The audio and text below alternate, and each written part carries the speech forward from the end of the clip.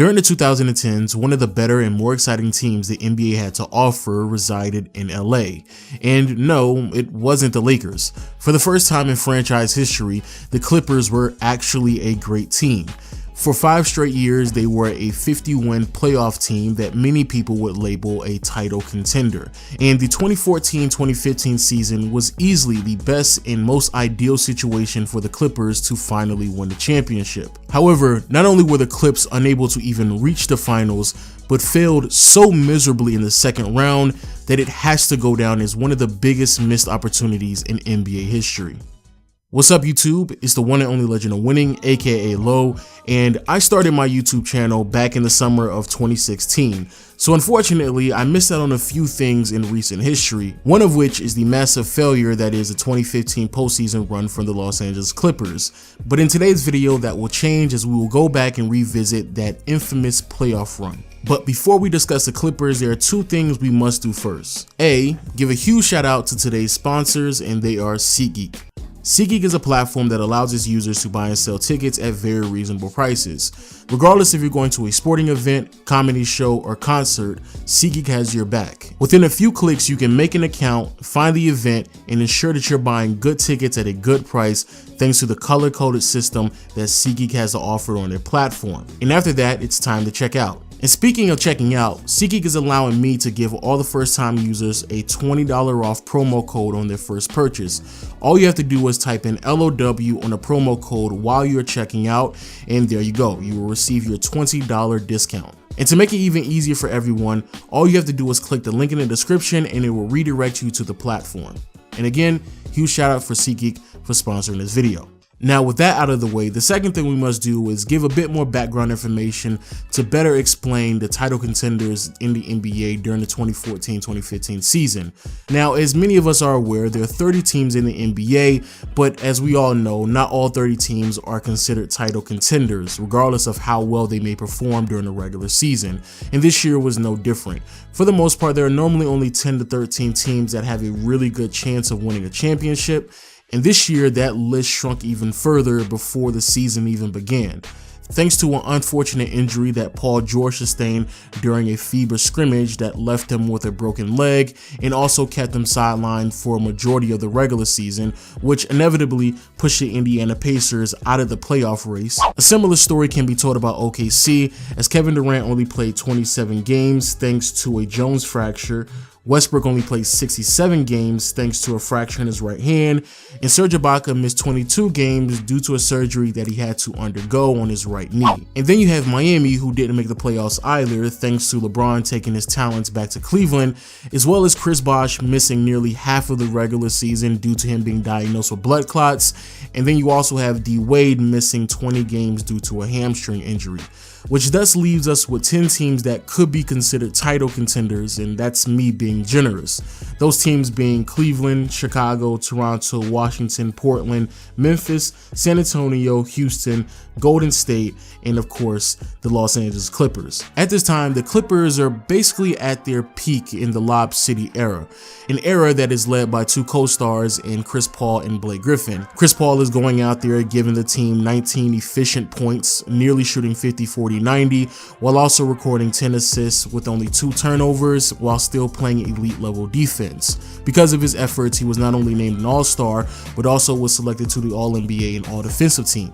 And then when it comes to Blake Griffin, he led the team in scoring with roughly 22 points per game, and even though yes, his rebounding numbers did dip a bit, roughly around 7.5 a game, his assist numbers actually went up as he continued to improve as a ball handler and a distributor. For his efforts, he too was listed as an All-NBA performer.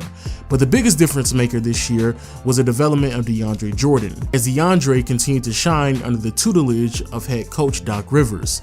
This year, the 26-year-old big man became a legitimate scoring option through the pick and roll, averaging roughly around 11 to 12 points, while also leading the league in rebounds with 15 per game, and was an elite defender as well. Because of his impact, he finished on both an All-NBA and All-Defensive team, and finished third in a very close Defensive Player of the Year race. But the thing I want to focus on is that Chris Paul, Blake Griffin, and DeAndre Jordan all were selected to an All-NBA team that season, meaning that the 2015 Clippers had 3 All-NBA performers actively on their roster at the exact same time, which rarely happens. And to put that in historic context, since 1980, this has only occurred 5 times.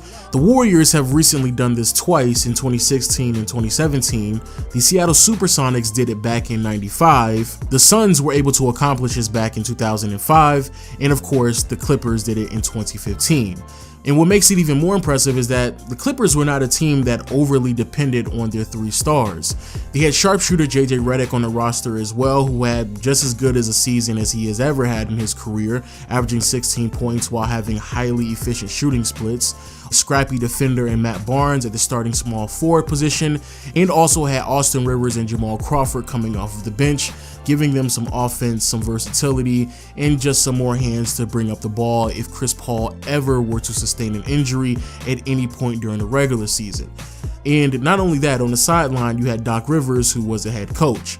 So it wasn't that much of a surprise when the Clippers finished with a regular season record of 56-26, as well as had the #1 ranked offense, even with Blake Griffin sidelined for a few games throughout the season. And to give a little bit more information on how ideal it was for the Clippers to win this year, the black cloud that was hovering over the organization for the past several decades was finally removed in Donald Sterling and was replaced by a lovable owner in Steve Ballmer. Not only that, the arch-rival Lakers were completely irrelevant at this time.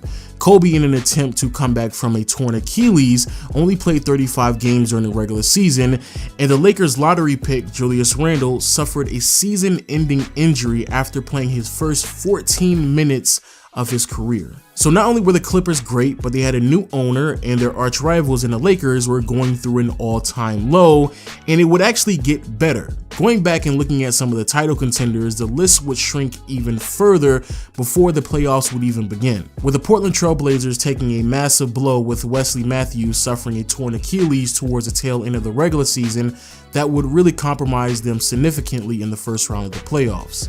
Now, with Portland inevitably out of the way, there were only a few teams left in the Western Conference that could truly compete with the Clippers in the postseason. An up-and-coming Warriors team that was a massive surprise during the regular season and didn't really know what to expect during the postseason.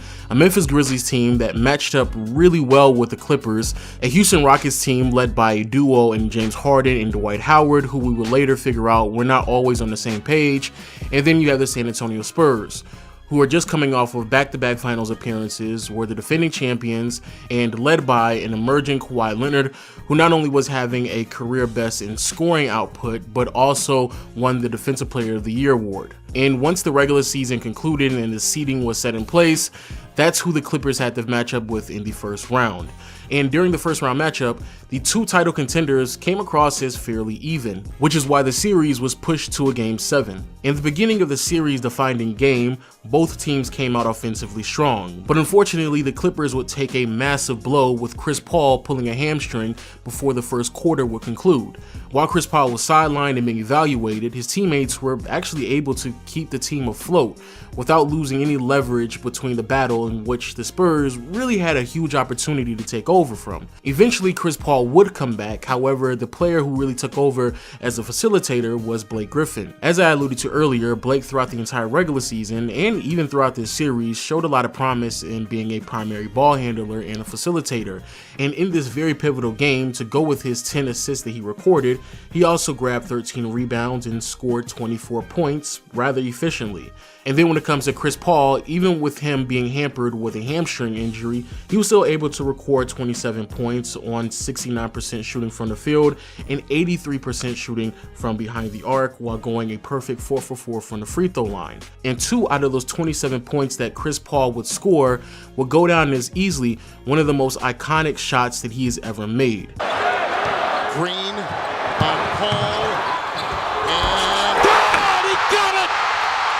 1 second left, Clippers by 2! That shot was not only difficult and impressive, but with the made shot, it gave the Clippers a 2-point lead that would eventually end the series in favor for the Clippers and would push them into the next round as they were able to defeat the defending champion Spurs. Now, before we go into the next round, I have to give you a bit more context because the landscape continues to change.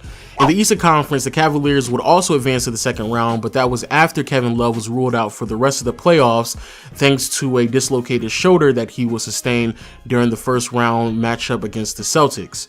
The Toronto Raptors would get knocked out in the first round, as well as the Portland Trail Blazers.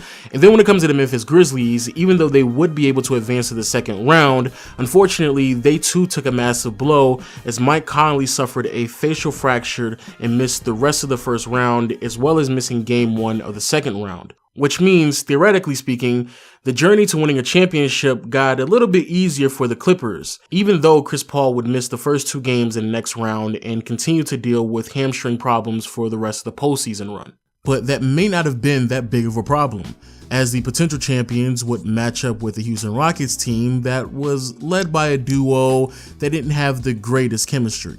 Which is why it wasn't that big of a surprise when LA was able to win a game while Chris Paul was sidelined, and it was almost expected for the Clips to beat the Rockets. In the first 2 games, CP3 was back in action, thus giving Los Angeles a 3-1 lead. But wait, it gets better. John Wall was ruled out for the rest of the playoffs after fracturing his hand in game 1 of the second round. Pau Gasol would deal with hamstring injuries that would keep him sidelined for 2 games in the second round against the Cleveland Cavaliers. And when it comes to the Cavs, there were some concerns that started to resurface about Kyrie Irving and his health, which really only leaves us left with the Golden State Warriors, and they were struggling against a Grizzlies team that didn't even have Mike Conley for game 1, and even when he was back in the lineup, he wasn't 100%. So looking at the field, it definitely looks favorable for the Clippers. But as the old saying goes, if you look too far ahead, you might miss what's right in front of you. Game 5, the Houston Rockets would win, but for most people that was just a formality, which thus brings us to May 14th, 2015, the infamous Game 6. In the first half, unlike in Games 3 and 4, the Houston Rockets were actually putting up a fight, and by the end of the second quarter, the Clippers only had a 2-point lead. But that would change pretty quickly. After an avalanche of points from Chris Paul in the third quarter that was more or less unanswered from the Rockets, with roughly only 2.5 minutes left to go in the third, the Clippers had a 19-point lead. The Rockets would try their hardest to cut into the lead, but by the end of the third, the Clips were still up by 13. And oh yeah, at this point, I think it's only fair to share to you all that James Harden is playing horrible offensively. Like, he can't even buy a bucket, and at this point in his career, he was giving laughable effort on the defensive end. So head coach of the Houston Rockets and Kevin McHale decided to bench him for the entire fourth quarter of a series-defining game. To replace him was Corey Brewer, who at one point in his career had a lot of potential, but after some underwhelming years in Minnesota, then Dallas, then Denver, then back in Minnesota, when he was traded to Houston in the middle of the season, he was viewed as a professional journeyman. And even though Corey Brewer and Trevor Ariza would put up 6 quick points at the top of the fourth quarter, it still didn't really feel as if like Houston had any control of this game. So after a timeout in which Doc Rivers would pull both Chris Paul and Jamal Crawford out of the game, Kevin McHale would pull out another starter in Terrence Jones, and he would be replaced with Josh Smith, who was also a mid-season acquisition, but that was after he was cut from the Pistons. And the reason why he was cut from Detroit is because he was performing so poorly that he was building up a case for him being the worst volume 3-point shooter in league history. It really felt as if like this game was out of hand, and it definitely didn't seem as if a coach who would put into players the likes of Corey Brewer and Josh Smith had any confidence that his team would actually come back and not only win this game, but force a Game 7. But little did we know, Josh Smith and Corey Brewer would go on to have one of the greatest stretches in postseason history. Out of the timeout, Corey Brewer would go on to score a quick 6 points in under 5 seconds, forcing Doc Rivers to change his mind and bring Chris Paul back on the floor. But it didn't matter, as Josh Smith would match Brewer's scoring output and put up 6 points himself, scoring back-to-back 3-pointers. After a minute scoring drought from both teams, Josh Smith would score a layup, cutting the lead down to only 3 points for the Clips. And then after Dwight Howard would split his free throws, Josh Smith would pass the ball to Corey Brewer during a fast break, and after Brewer would dunk the ball, the score was tied, 102 apiece. The run would continue with both Corey Brewer and Josh Smith taking turns torching the Clippers defense, and by the end of the fourth quarter, the Rockets would pull up the upset, winning the game 119-109.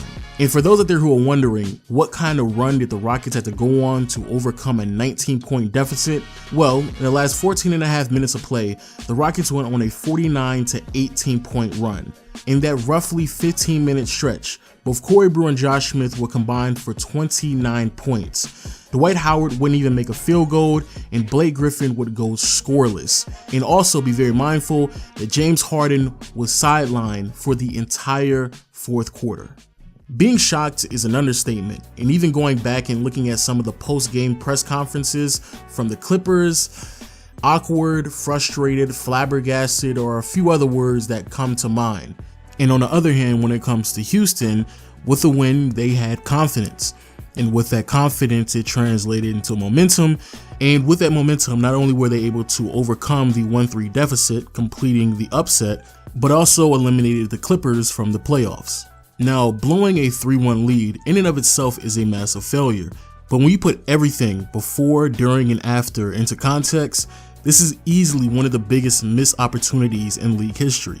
So with all that being said, people, please let me know what you think about the video in the comment section below. Also, huge shout out for Seagate for sponsoring this video. Make sure you click the link in the description so you can be redirected to the platform, and use my promo code LOW for $20 off on your first purchase. And until next time, I will see you all later. Peace.